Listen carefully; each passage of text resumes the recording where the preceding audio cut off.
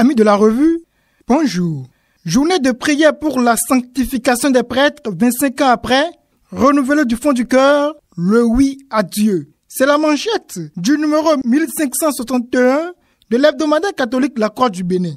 En effet, l'odeur de sainteté du pasteur, signe de témoignage et de stimulation, fait certainement plus de bien au peuple qui devrait, d'une certaine manière, suivre son prêtre et bien témoigner de la foi, de l'espérance et de la charité avec lui et comme lui. Cette journée mondiale de prière pour la sanctification des prêtres est une occasion propice de découvrir l'effort des prêtres pour garder vive l'exigence de sainteté.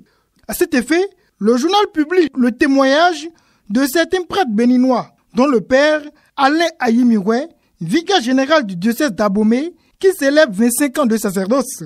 Il déclare, je cite, « Le Seigneur attend de moi et de tous ceux qu'il appelle dans sa vigne un effort constant de sainteté. Cela se réalise et se concrétise chaque jour à travers notre charité pastorale. Cela demeure et reste un appel, un défi, une exhortation qu'on ne peut pas perdre de vue. » Fin de citation.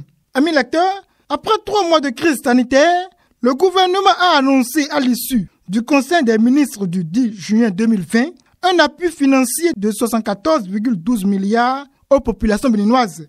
Et à votre journal de s'interroger à la page 2. Face au choc de la Covid-19, 74,12 milliards, pour quel impact économique?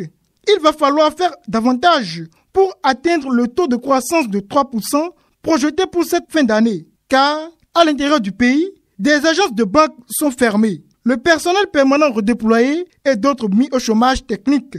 La situation est tout simplement affreuse. 16,4 milliards, c'est le chiffre de la semaine que la rédaction se propose d'analyser en référence au financement récemment accordé au Bénin par la Société islamique pour le financement du commerce. Ce fonds est destiné au fonctionnement de la centrale électrique de Maria Gleta II.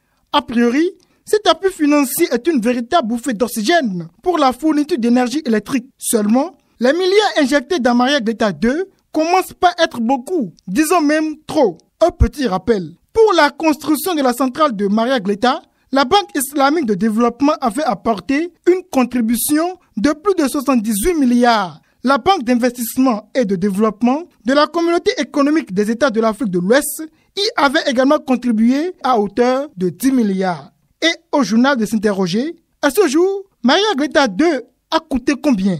Quelle est sa couverture en énergie électrique? Les financements sont accordés à quel taux et doivent être remboursés dans quel délai? Les réponses à ces préoccupations vont rassurer davantage la population et crédibiliser le gouvernement. Merci pour l'attention. Florent Wessino, à vendredi prochain.